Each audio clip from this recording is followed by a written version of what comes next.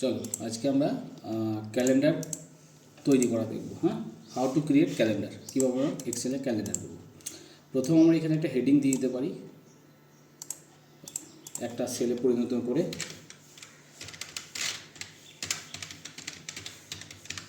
কি করলাম, আমি অনেকগুলো সেল সিলেক্ট করে দেওয়ার পরে এখানে মার্জ অ্যান্ড সেন্টারগুলো অপশান আছে, সেই অপশানে ক্লিক করলাম। তাহলে কি হলো, আমার পুরো সেলগুলো একটা সেলে পরিণত হলো। সেখানে আমি একটা হেডিংস আমি দিতে পারি, যেমন সাপোজ আমি লিখেছি ক্যালেন্ডার, সেটাকে আমি বড় করে নেবো, তার স্টাইলটা একটু চেঞ্জ করে নেবো, তাকে দরকার হলে আমি কালারও করবো। তাহলে ক্যালেন্ডার একটা হেডিংস হয়ে গেল। আমি এখানে কি করব, মাসের নাম লিখব।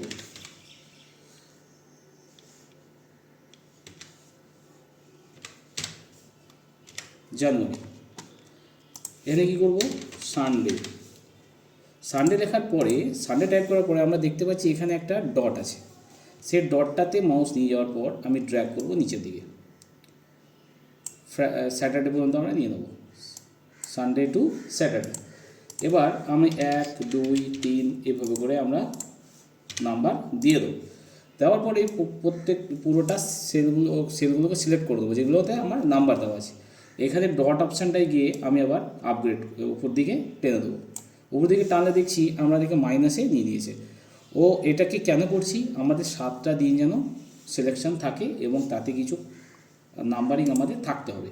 এবং এই 7টা দিন সিলেক্ট করার পরে আমি এখানে কি যাব, ফিল অপশানে, যেটা আমার অ্যারো চিহ্ন রয়েছে এখানে, ফিল অপশানে যাব। ফিল অপশানে যাওয়ার পরে আমরা দেখছি সিরিজে যাব।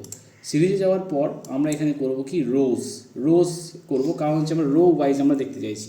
এগুলোকে যেহেতু রো আমরা বলছি, ডান দিক থেকে বাঁ দিকটা বা বাঁ দিক থেকে ডান দিককে, তো আমরা রোজভাবে দেখব, তাহলে রোজটাকে সিলেক্ট করে নেব। স্টেপ ভ্যালু হচ্ছে 7। 7 কেন করছি, 7 দিনে হচ্ছে সপ্তাহ, তাই জন্য 7 করলাম। আর জানুয়ারি মাস যেহেতু, তাই জন্য শেষ হবে কত দিনে, মাসটা শেষ হবে 31 দিনে, তাহলে 31 দিলাম। তাহলে স্টেপ ভ্যালু দিলাম 7 আর স্টপ ভ্যালু দিলাম 31, মানে 31। আমি এখানে ওকে করে দেবো। ওকে করার পরে দেখছি বাকিগুলো চলে এসছে। এখানে যেটা আমার প্রয়োজন নেই, মাইনাসে যেগুলো আছে সেগুলো আমরা ডিলিট করে দেবো। তাহলে জানুয়ারি আমার তৈরি হয়ে গেছে। এবার ফেব্রুয়ারি, ঠিক একইভাবে আমরা ফেব্রুয়ারি করব।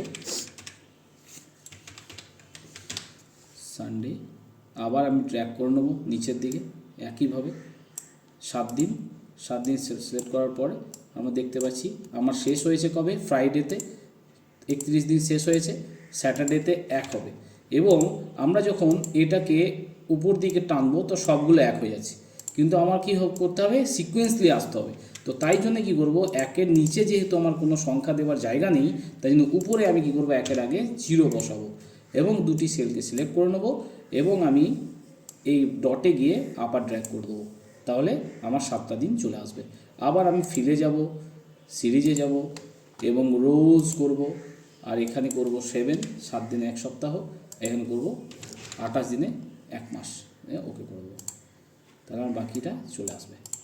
আমি অ্যাজ ইউজুয়াল এটাকে ডিলিট করব, তাহলে আমার ক্যালেন্ডার চলে আসবে। ঠিক আছে।